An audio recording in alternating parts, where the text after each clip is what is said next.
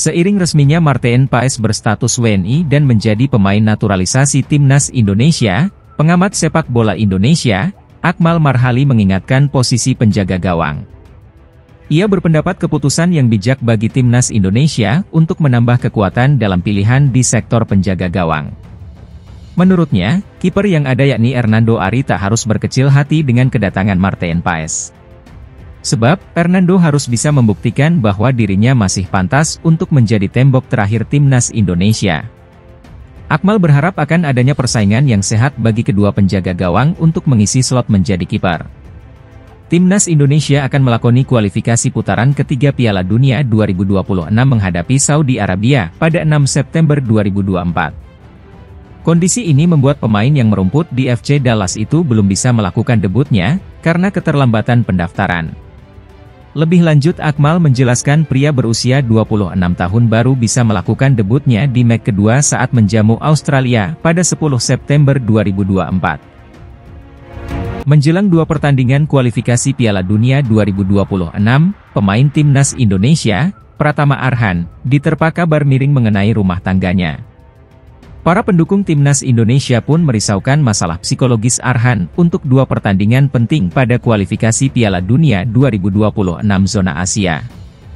Beberapa di antaranya berpendapat bahwa Arhan tak perlu dilibatkan untuk dua laga Timnas Indonesia berikutnya. Sebab, kondisi psikologisnya dinilai bisa berpengaruh terhadap permainan di atas lapangan hijau. Sekalipun begitu, pelatih Shin Tae-yong masih bisa mengandalkan susunan pemain terbaiknya bersama Timnas Indonesia pada laga kontra Arab Saudi dan Australia. Posisi Arhan di skuad Garuda sudah mulai tergusur semenjak Maret 2024 lalu setelah Nathan Choeaon dinaturalisasi. Kemudian, bek kiri NEC Nijmegen, Kelvin Verdong, melakukan debut pada Juni 2024 lalu, dan dia diperkirakan bakal jadi starter lagi untuk laga kontra Arab Saudi dan Australia. Jadi, dengan kehadiran Verdong di dalam skuad, Arhan diperkirakan bakal dicadangkan untuk dua pertandingan tersebut.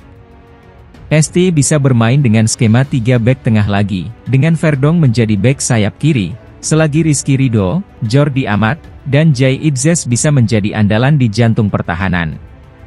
Martin Paes sudah bisa dimainkan dan akan mengawal gawang. Di sayap kanan, Sandy Walsh bisa diandalkan sejak menit pertama.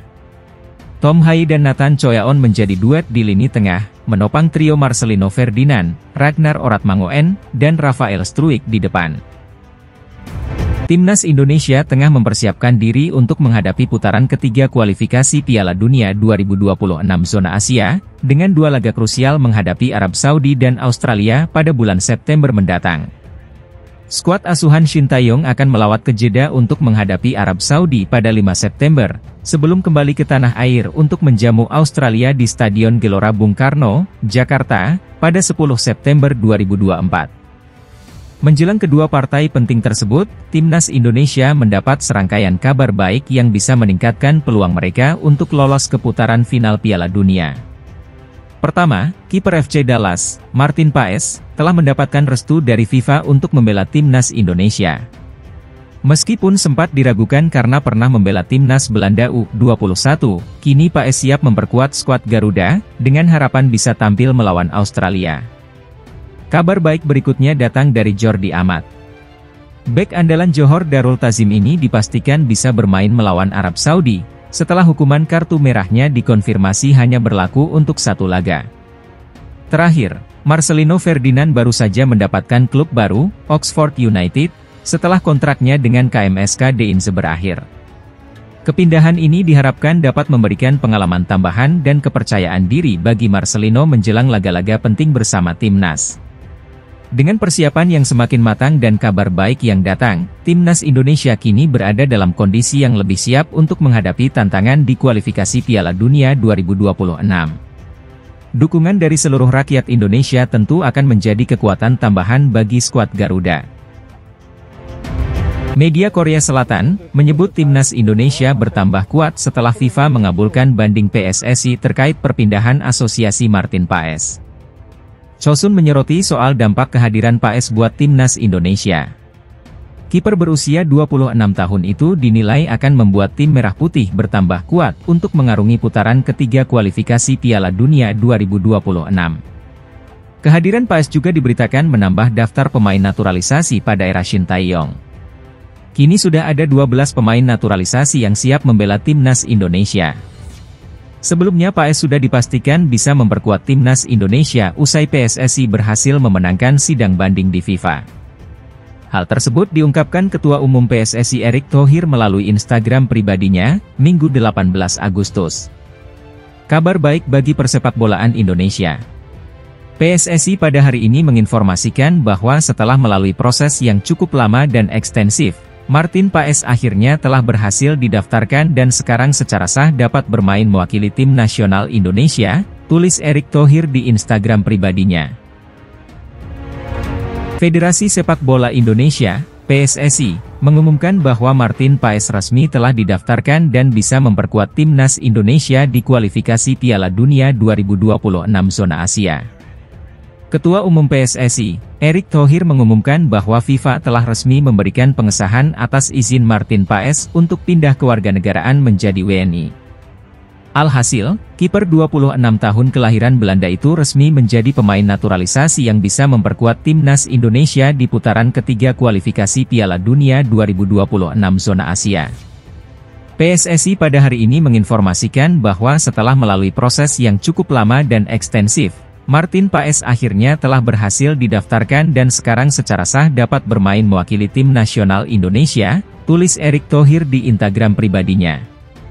Dengan rasa cinta dan bangga terhadap Indonesia serta cita-citanya untuk memberikan dampak positif terhadap sepak bola Indonesia, kami yakin bahwa bergabungnya Martin akan memperkuat tim nasional, tambah mantan Presiden Inter Milan itu. Terutama dalam menghadapi putaran ketiga kualifikasi Piala Dunia. Kami menyambut kedatangannya dengan tangan terbuka dan menanti tim nasional Indonesia meraih performa yang lebih baik, katanya lagi.